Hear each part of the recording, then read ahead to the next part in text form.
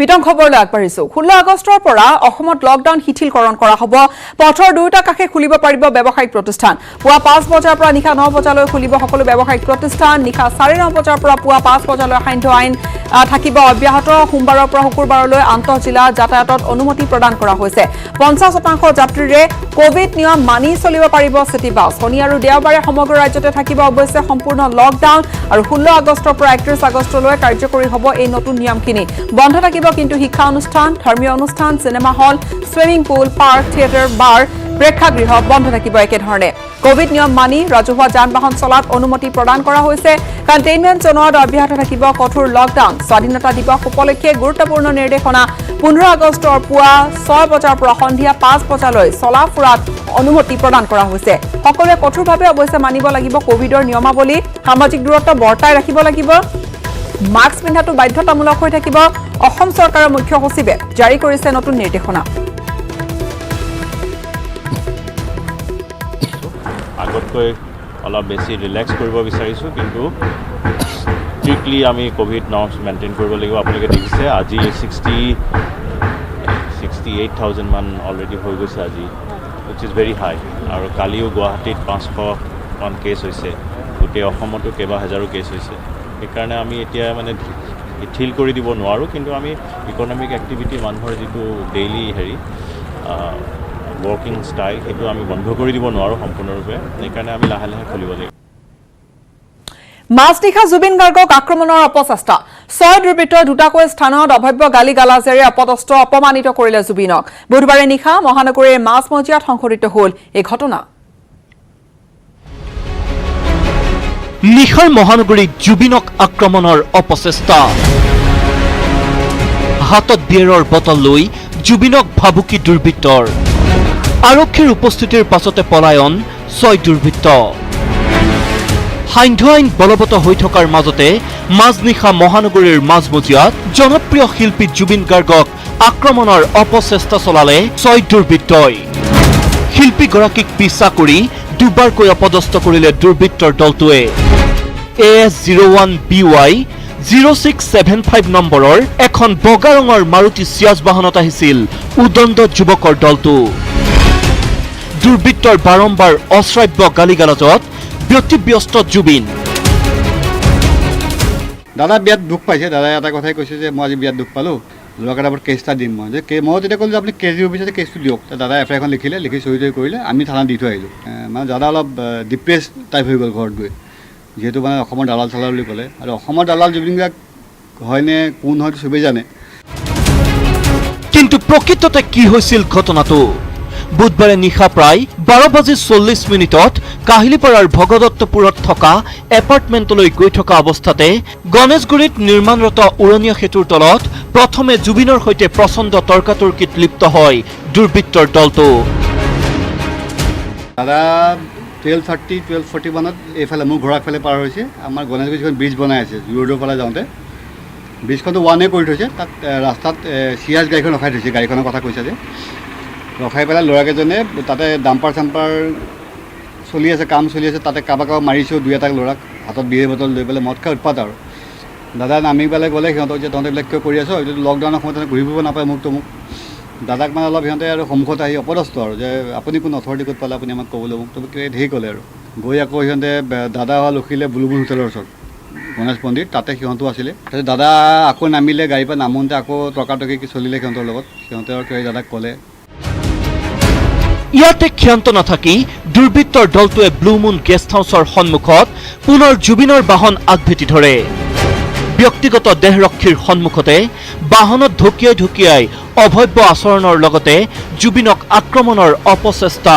উদণ্ড যুৱকৰ দলটোৰ কালি নিশা এই দুখৰ স্থানতে জুবিন গাৰ্গৰ আৰু সেই 6 যুৱকৰ মাজত সংঘটিত হৈছিল সেই ঘটনাটো যিটোৰ প্ৰত্যক্ষদৰ্শী বুলি নহ'লেও কিছু কথা এটা যি এপাৰ্টমেণ্ট আছে এপাৰ্টমেণ্টৰ ছিকিউৰিটি এই যুৱকজনে তেওঁ কিছু কথা দেখিছিল এজন যুৱকৰ মুখেৰে শুনক ঘটনাৰ চাক্ষুষ বিৱৰণ গাড়ী এখন গাড়ী দেখা পাইছিলোঁ সেইখিনি জুবিনদাৰ বুলি মই পিছত গম পাইছোঁ কিন্তু কলা গাড়ীটো হয় তাৰপিছত বগা গাড়ীটো এইখিনি এটা জেগাত ৰৈ আছিলে হয় এইখিনি জেগাত হয় তাৰে পিছ মুহূৰ্তত দেখা পাইছোঁ ল'ৰা দুজন সেইখিনি হাতত আছে তাৰপিছত দুইজনে চিগাৰেট খোৱা নাই এজনে চিগাৰেট টানি থকা দেখা পাইছোঁ তাৰপিছত এজন সেইটো ছাইডত গুচি গ'ল এজন এইটো ছাইডত গুচি গ'ল তাৰপিছত এইপিনৰ পৰা পুলিচৰ গাড়ী আহিছে অহাৰ পিছত মোক সোধাৰ পিছত মই কৈছোঁ বোলে এনেধৰণে হৈছে তাৰপিছত সেই কিনে জুবিন দাৰ নামি আহিছে এইখিনি হাততে মানে অলপ হাল্লা হৈছে কিন্তু কি হৈছে মই সেইটো ভালদৰে স্পষ্ট গম পোৱা নাই কিহৰ কাৰণে হৈছে সেইটো জুবিনক আক্ৰমণৰ অপচেষ্টাৰ আঁৰত কোন NSUI কামৰূপ মহানগৰৰ উপ-সভাপতি হীৰকজ্যোতি ৰাজবংশীৰ নেতৃত্বতে আক্ৰমণ চলাৰ অভিযোগ উত্থাপন হৈছে জুবিনৰ এজাহাৰৰ ভিত্তিত আৰক্ষীয়ে ইতিমধ্যে আটক কৰিছে হীৰকজ্যোতিৰ ককায়েকক বৰ্তমানেও পলাতক হীৰকজ্যোতিসহ দুৰ্বৃত্তৰ দলটো এখন FIR পাইছোঁ সেই জুবিন গাৰ্গ ডাঙৰীয়াই তেখেতে এখন FIR লজ কৰিছে সেই FIR ভিত্তিত আমি কেছ ৰেজিষ্টাৰ কৰিছোঁ FIRৰ মতে 6জন ল'ৰাই যোৱা ৰাতি 12:30মান বজাত তেখেতক হাতত বিয়েৰ বটল লৈ তেখেতক অপদস্থ কৰিছে গালিগালাজ কৰিছে সকলো নম্বৰ পাইছোঁ সেইখিনি আমি তদন্ত কৰি আছোঁ আৰু যিসকল লোক দোষী এই ঘটনাৰ লগত জড়িত তেওঁলোকক আমি অনতিপলমে এৰেষ্ট কৰি তেওঁলোকৰ ওপৰত আইনগতভাৱে ব্যৱস্থা ল'ম আমি তদন্ত কৰি আছোঁ এতিয়া আমি চাই লওঁ যিমান পাৰোঁ সোনকালে আমি নাই এজনক সোধপোছ কৰাৰ কাৰণে আমি আনিছোঁ বাকীখিনি আমি চাই আছোঁ গতিকে হীৰকজ্যোতি ৰাজবংশী ইয়াৰ পূৰ্বেও সাঙুৰ খাইছিল বহু বিতৰ্কত 2017 চনত সাংবাদিক আক্ৰমণৰ ঘটনাটো জড়িত আছিল হীৰকজ্যোতি কিন্তু হঠাৎ কিয় জুবিনক আক্ৰমণৰ লক্ষ্য কৰিলে দুৰ্বৃত্তৰ দলটোৱে ইয়াৰ আঁৰত ব্যক্তিগত সংঘাত নে আন ৰাজনৈতিক কাৰণ আছে সেয়া অনুসন্ধানতহে পোহৰলৈ আহিব কেমেৰা পাৰ্চন নিতুল আৰু হিতেশৰ সহযোগত ঋত্বিক কৌশিক আৰু গুঞ্জন কলিতাৰ report news 18 Assam north east Zubeen গাৰ্গৰ আক্ৰমণৰ অপচেষ্টাৰ ঘটনাত কংগ্ৰেছ দল জড়িতৰ অভিযোগ তুলিছে মঙ্গলদৈৰ সাংসদ দিলীপ শইকীয়াই ঘটনাক কাপুৰুষাৰী আখ্যা দি কংগ্ৰেছক অসমবাসীৰ ওচৰত ক্ষমা খোজাৰ দাবী জনাইছে সাংসদগৰাকীয়ে অসমৰ সম্পদক অপমান কৰাৰ বাবে লোৱা উদ্যোগৰ বাবে অসমৰ ইতিহাসত কংগ্ৰেছ দলক কোনেও মাফ নকৰে বুলিও মত পোষণ কৰিলে সাংসদ দিলীপ শইকীয়াই কাপুৰুষালী জুবিন গাৰ্গক যিকেইজন উদ্ভণ্ডালি কৰি যিকেইজন ল'ৰাই বাট আগচি ধৰিলে এইটো গণতন্ত্ৰৰ পৰিপন্থী নহয় এইটো অসহিষ্ণু কিছু ব্যক্তি দল সংগঠনৰ তেওঁলোকৰ এটা কুৎসিত এটা পৰিকল্পনা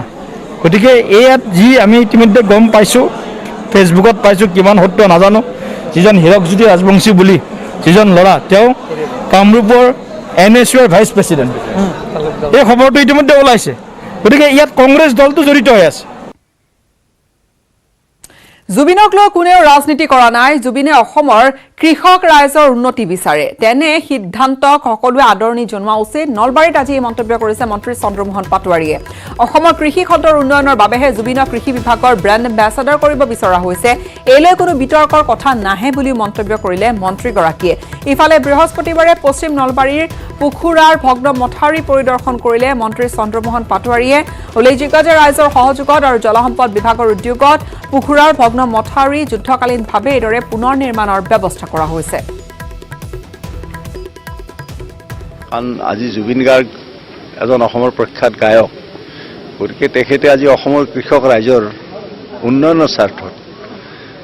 যদি তেখেতে কৃষি বিভাগৰ ব্ৰেণ্ড এম্বেছাডৰ হৈ কৃষক ৰাইজক উদগনি যোগায় সেইটো বেয়া কথা নহয় খুবেই ভাল কথা আমি সকলোৱে আদৰণি জনাব লাগে 1 নম্বৰ কথা 2 নম্বৰ কথাটো হ'ল যে আমি ইতিমধ্যে আপোনালোকে জানে ফৰ দ্য ফাৰ্ষ্ট টাইম স্বাধীনতাৰ পিছত প্ৰথমবাৰৰ বাবে আমাৰ এইখন চৰকাৰৰ দিনত অসমত উৎপাদিত ফল মূল শাক পাচলি আমাৰ ডুবাই আবুধাবি লণ্ডন হংকং আৰু ছিংগাপুৰলৈকে গৈ আছে গতিকে আজি যদি জুবিন গাৰ্গ যদি আমাৰ এগ্ৰিকালচাৰৰ ব্ৰেণ্ড এম্বেছাডৰ হয় তো তেতিয়াহ'লে আমি ভাবোঁ যে এইটো ক্ষেত্ৰত আজি কৃষকসকলৰ যথেষ্ট উপকাৰ হ'ব আজিৰ দিনটোত এটা যোৱাকালি মই কথা পাতিছিলোঁ কৰিমগঞ্জৰ ডিচিৰ লগত তাতে আমাৰ লেণ্ড কাষ্টম যিটো ষ্টেচন আছে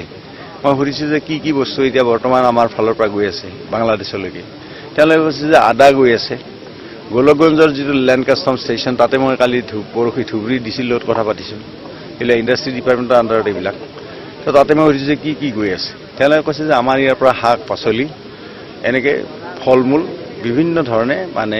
বাংলাদেশলৈকে গৈ আছে। এই মথাউৰিটো আচলতে বহুত পুৰণি মথাউৰি আৰু এই মথাউৰিটো আচলতে পঞ্চায়ত আৰু ৰুৰেল ডেভেলপমেণ্টৰ অধীনত থকা মথাউৰি। গতিকে ইয়াত ৱাটাৰ ৰিচোৰ্চৰ ফালৰ পৰা আগতে কোনো আঁচনি তেনেকৈ ল'ব পৰা হোৱা নাছিল।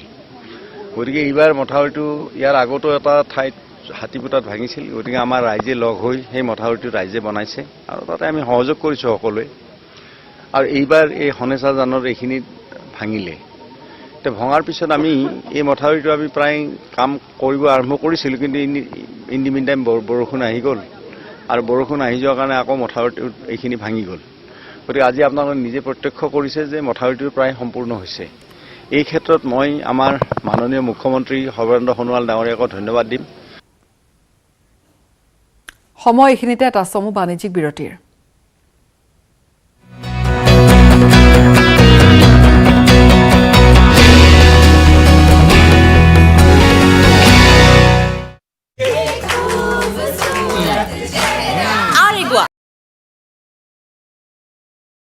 উদ্ধাৰ কৰা হৈছে এটা ৰিভলভাৰ, 5 জাই গুলী উদ্ধাৰ কৰা হৈছে, 9 পেকেট সন্দেহজনক ব্ৰাউন চুগাৰ। আৰক্ষীৰ জালত পৰিছে 4টাকৈ ড্ৰাগছ বেপাৰী। প্ৰথমে সোণাপুৰৰ যোগুকুচিৰ পৰা আটক কৰা হৈছে 2 অভিযুক্তক আৰু আটক কৰা লোক দুজন হৈছে প্ৰদীপ ডেকা, অপূৰ্ব মেধি আৰু ধৃত 2 যুৱকৰ ভাষ্যৰ ভিত্তিতে ক্ষেত্ৰীৰ তেতেলীগুৰিত অভিযান চলাই আৰক্ষীয়ে পখিয়াবাৰীৰ পৰা এটা ঘৰৰ পৰা উদ্ধাৰ কৰা হয় মাৰণাস্ত্ৰখিনি লগতে ড্ৰাগছখিনি আৰু লগতে আটক কৰা হৈছে ৰাণা ডেকা আৰু ৰফিক খান নামৰ আন 2 যুৱকক। সোণাপুৰৰ ACPৰ নেতৃত্বত চলোৱা হৈছিল এই অভিযান।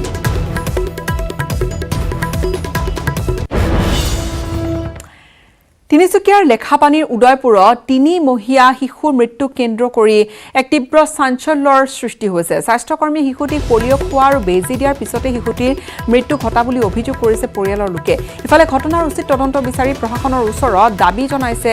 আটছাই। উল্লেখযোগ্য যে 3 নম্বৰ উদয়পুৰ গাঁৱৰ নিবাসী অজিত মোৰা নামৰ লোকজনে তেওঁৰ 3 মহীয়া পুত্ৰ সন্তানটিক মাতৃৰ সৈতে ওচৰৰে উদয়পুৰৰ প্ৰাথমিক বিদ্যালয়ত দিনৰ 11 মান বজাত পলিঅ' ড্ৰপ খুৱাই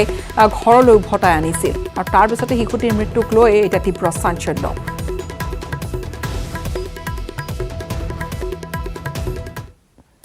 6 নম্বৰ দফা সংশোধনীক চৰকাৰৰ এখন নাটক আখ্যা দিলে AIUDF-এ। 6 নম্বৰ দফা সংশোধনীক লৈ মুখ্যমন্ত্ৰী সৰ্বানন্দ সোণোৱাল আৰু স্বাস্থ্যমন্ত্ৰী ডক্টৰ হিমন্ত বিশ্ব শৰ্মা দুয়োৰে মন্তব্য সুকীয়া বুলি ক'লে AIUDF-ৰ সাধাৰণ সম্পাদক আমিনুল ইছলামে। তাৰ জৰিয়তে এহাতে বিদেশী সংস্থাপন দিব বিচাৰিছে, আনহাতে অসমীয়া নহয় বুলি তেওঁলোকে আকৌ সকলো সুবিধাৰ পৰা বঞ্চিত কৰাৰ কৌশল বিজেপিৰ প্ৰশ্ন তেওঁ তুলিছে। চৰকাৰৰ গুৰুত্ব সহকাৰে অসমীয়াৰ সংজ্ঞা নিৰূপণৰ বাবে আহ্বান জনাইছে AIUDF-ৰ নেতৃত্বই।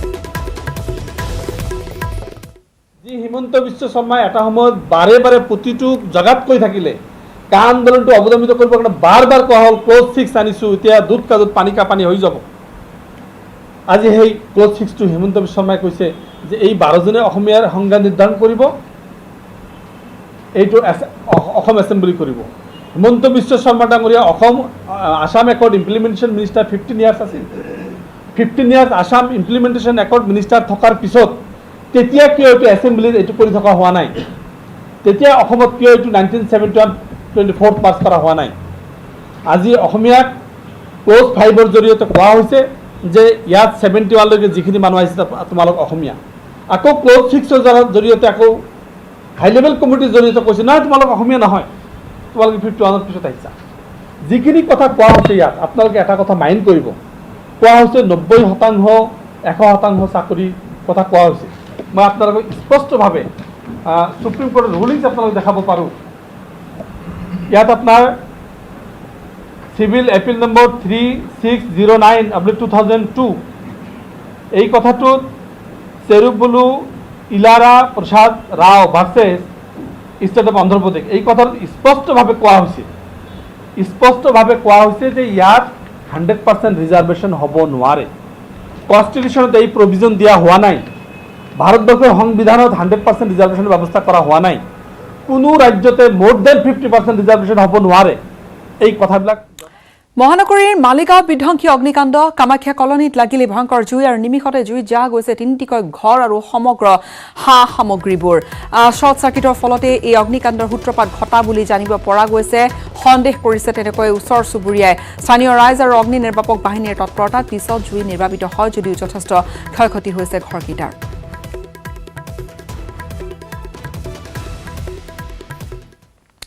৭৭ সংখ্যক স্বাধীনতা দিৱসক লৈ ব্যাপক তৎপৰ হৈ পৰিছে আৰক্ষী প্ৰশাসন কি স্থলপথ কি ৰেলপথ বা কি জলপথ তাৰ সমান্তৰালকৈ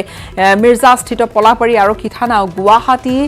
গোৱালপাৰা পথছোৱা তন্নতন্নকৈ তালাচী অভিযান চলাই নিছে এই ১৭ নম্বৰ ৰাষ্ট্ৰীয় ঘাইপথেৰে পাৰ হৈ প্ৰত্যেকখন বাহনতে আৰক্ষীয়ে তালাচী চলোৱা দেখা গৈছে ১৫ আগষ্টৰ দিনা যাতে কোনো লোকে কুটাঘাত সংঘটিত কৰিব নোৱাৰে তাৰ বাবে দিনে নিশাই এই তালাচী চলোৱা হৈছে বিগত এমাহৰ পৰা নিয়মীয়াকৈ দিনে নিশাই আৰক্ষীয়ে চলাই আছে তালাচী অভিযান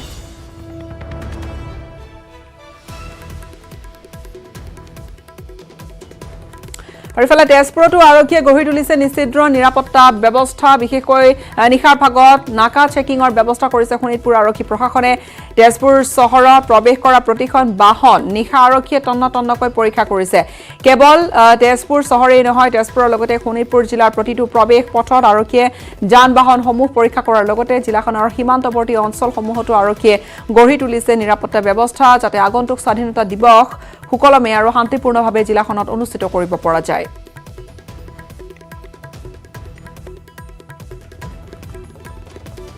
আৰু ইফালে বৰপেটাৰ দৃশ্য দেখুৱাম বৰপেটা ৰোডতো আৰক্ষী আৰু অৰ্ধসামৰিক বাহিনীৰ পথ সঞ্চালনা ১৫ আগষ্টৰ প্ৰাক মুহূৰ্তত নিৰাপত্তাৰ ক্ষেত্ৰত কঠোৰ হৈ পৰিছে আৰক্ষী প্ৰশাসন বৰপেটা আৰক্ষীয়ে বৰপেটা ৰোডত আৰক্ষীৰ উচ্চপদস্থ বিষয়াৰ এটি দল এটা দেখা গৈছে বৰপেটা ৰোডৰ বিভিন্ন অঞ্চলত পথ সঞ্চালন কৰি পৰিস্থিতি নিয়ন্ত্ৰণ কৰিছে নিৰীক্ষণ কৰিছে ক্ষমা কৰিব আৰু বৰপেটা জিলা আৰক্ষী অধীক্ষক ডাঃ ৰবীন কুমাৰৰ নেতৃত্বতে চলোৱা হৈছে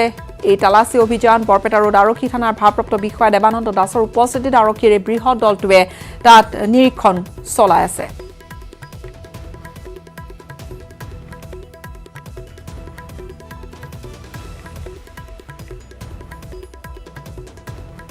আৰু এই ধৰণে দেখা গৈছে বিভিন্ন ঠাইত আসলতে পানী নহৰকা নিৰাপত্তা বেষ্টনী গঢ়ি তোলা হৈছে ১৫ আগষ্টৰ ঠিক প্ৰাক মুহূৰ্তত তেজপুৰৰ কি পৰিৱেশ আমাৰ সাংবাদিক হেমন্ত কুমাৰ নাথৰ এক প্ৰতিবেদন আগবঢ়াই বিদায় লৈছো ধন্যবাদ আগন্তুক স্বাধীনতা দিৱসৰ প্ৰাক মুহূৰ্তত এতিয়া এনেদৰে সষ্টম হৈ পৰিছে শোণিতপুৰ আৰক্ষী প্ৰশাসন আৰু এই মুহূৰ্তত শোণিতপুৰৰ অতিৰিক্ত আৰক্ষী অধীক্ষক নুমল মাহাতাৰ নেতৃত্বত এতিয়া এনেদৰে তেজপুৰ চহৰত প্ৰতিখন যান বাহন তন্নতন্নকৈ পৰীক্ষা কৰা হৈছে আৰু এক প্ৰকাৰ স্বাধীনতা দিৱসৰ প্ৰাক মুহূৰ্তত নাকা চেকিং আৰক্ষী প্ৰশাসনে অব্যাহত ৰাখিছে আৰু চহৰত প্ৰৱেশ কৰা দুচকীয়াই হওক চাৰিচকীয়াই হওক তিনিচকীয়াই হওক প্ৰতিখন বাহন এনেদৰে পৰীক্ষা কৰা হৈছে যাতে স্বাধীনতা দিৱসৰ প্ৰাক মুহূৰ্তত কোনো যাতে কুটাঘাত সংঘটিত কৰিব নোৱাৰে তাৰ প্ৰতি লক্ষ্য ৰাখি শোণিতপুৰ আৰক্ষী প্ৰশাসন সষ্টম হৈ পৰিছে আৰু আমি এই মুহূৰ্তত দেখুৱাইছোঁ নিশাৰ দৃশ্য আৰু তেজপুৰ চহৰত এনেদৰে নাকা চেকিং আৰম্ভ কৰি থকা হৈছে আৰু আমি কথা পাতিবলৈ চেষ্টা কৰিম শোণিতপুৰৰ অতিৰিক্ত আৰক্ষী